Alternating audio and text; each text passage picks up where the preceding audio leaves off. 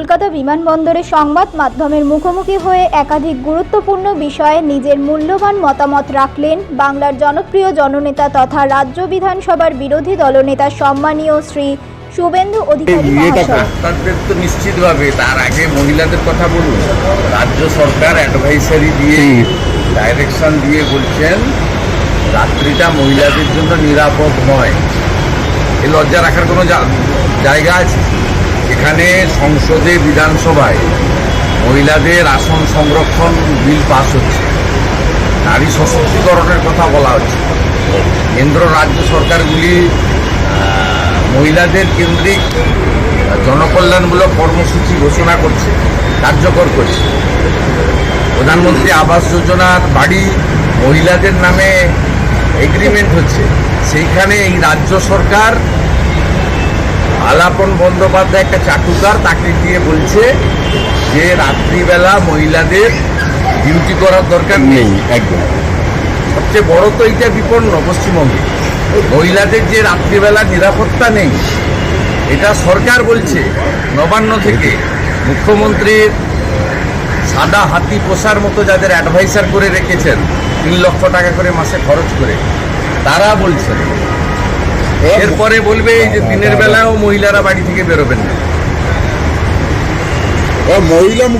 মুখ্যমন্ত্রী সবসময় মহিলা সংরক্ষণের কথা বলেন, সব থেকে বেশি আসন তারা দেন, মহিলা সংরক্ষণের কথা বলেন। সেখানে দাঁড়িয়ে তারই সরকার এই ধরনের অ্যাডভাইজারি আনছে। বললাম তো, পশ্চিমবঙ্গে নারী স্বাধীনতা, নারী সুরক্ষা, নারীর অধিকার, নারীর নিরাপত্তা সবটাই বিপন্ন। তার জন্য দায়ী মমতা বন্দ্যোপাধ্যায়।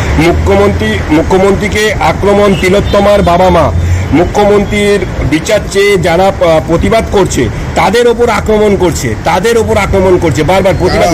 আমি তো করবো ওনার বাবাকে, জাতীয় পতাকা নিয়ে নবান্ন যাওয়ার কলটা দিন না ওনার বাবাকে আসতে হবে না, বয়স্ক মানুষ, শোকাতুর হৃদয় নিয়ে আছেন।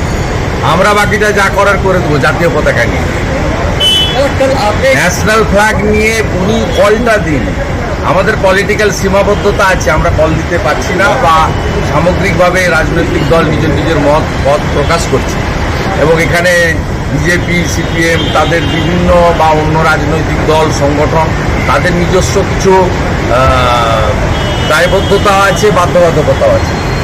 ওনার বাবা একটা কল দিক যে মুখ্যমন্ত্রী যদি 25 তারিখের মধ্যে বা 24 তারিখের মধ্যে পদত্যাগ না করেন, তাহলে আপনারা নবান্ন চলুন জাতীয় পতাকা হাতে, বাকিটা আমরা করে দেবো। আর তিন প্রধান কালকে পথে নামলো জাস্টিসের দাবিতে, সেখানে পুলিশ তাদের আটক করছে। খেলা করার নয়, সাধারণ মানুষ বলছে যারা পর্যাপ্ত পুলিশ না থাকায় খেলা হতে পারলো না। প্রমাণিত মমতা ব্যানার্জি পুলিশ মন্ত্রী হিসেবে ব্যর্থ। প্রথমত খেলা পরিচালনা করতে পারেন না, দ্বিতীয়ত এটা রাজ্যের লজ্জা, এই রাজ্যের খেলাটা চলে গেল ঝাড়খণ্ডে। আর তৃতীয়ত যদি না পারবেন, অমিত শাহজিকে চিঠি লিখতে পারতেন যে কেন্দ্রীয় প্যারামিলিটারি ফোর্স দিয়ে আপনি করুন। এই রাজ্যে পঞ্চায়েত ভোটার প্যারামিলিটারি দিয়ে, এখনও পশ্চিমবঙ্গে কয়েকশো কোম্পানি প্যারামিলিটারি আছে পোস্টপোন ভায়োলেন্সকে রোখার জন্য। ঠিক আছে আমার